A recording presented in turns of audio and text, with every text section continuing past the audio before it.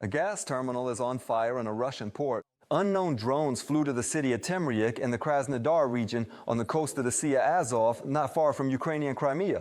According to footage and eyewitness reports, it was specifically the gas terminal at a port complex that was hit, through which liquefied hydrocarbon gas and other petroleum products passed. After the explosions, a huge pillar of fire shot up into the sky. Thanks to this, some local residents learned for the first time that, apparently, their city has a seaport.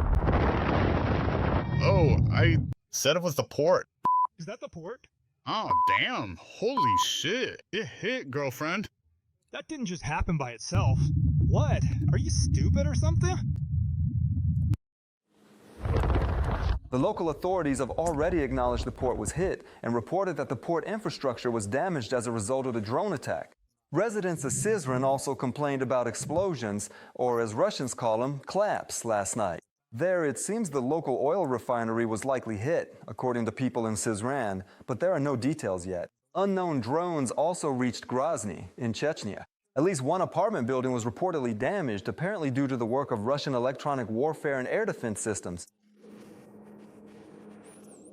In Russia, a key plant producing components for explosives was successfully struck. The General Staff of the Armed Forces of Ukraine has officially confirmed the attack on one of the largest chemical enterprises in Russia, Nevernomenskazat in Stavropol Krai. Explosions were heard there last night. Eyewitnesses saw plumes of fire and smoke rising above the territory of one of the workshops. According to our General Staff, this chemical plant is a critically important component of the enemy's military-industrial complex with a total production capacity of up to 2.5 million tons of ammonia and ammonium nitrate per year. It is known that the strikes on the plant were carried out in particular by fighters from the Unmanned Systems Forces. This was reported by their commander, Robert Brody, known by the call sign Maryar. The Nevernomenskazat chemical plant is a critically important component of the enemy's military-industrial complex, producing basic components for explosives and ammunition manufacturing. The operation is aimed at reducing the potential for missile and bomb strikes against Ukraine. A courtesy visit was paid by the drones of the Graf unit of the Unmanned Systems Forces, together with another component of the deep strike capability of Ukraine's defense forces. Flying will be problematic. Fighters from the Special Unit of the Defense Intelligence of Ukraine, Ghosts, struck a Russian MiG-29 multi-role fighter jet in Crimea.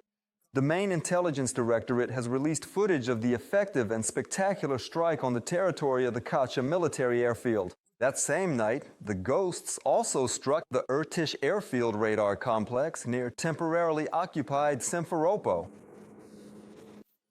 Russian forces struck a maternity hospital in Kherson right at the moment when one of the women was giving birth. As a result of the strike, the building's facade was significantly damaged and the roof was destroyed, but miraculously none of the staff, patients, or newborns who were inside at the time were injured. Almost all the windows were blown out as well, even though they had already been reinforced with sandbags precisely in case of such cynical Russian attacks.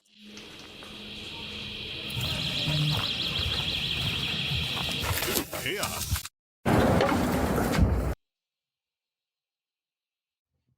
The operation was happening right at that moment. We were just about to turn around.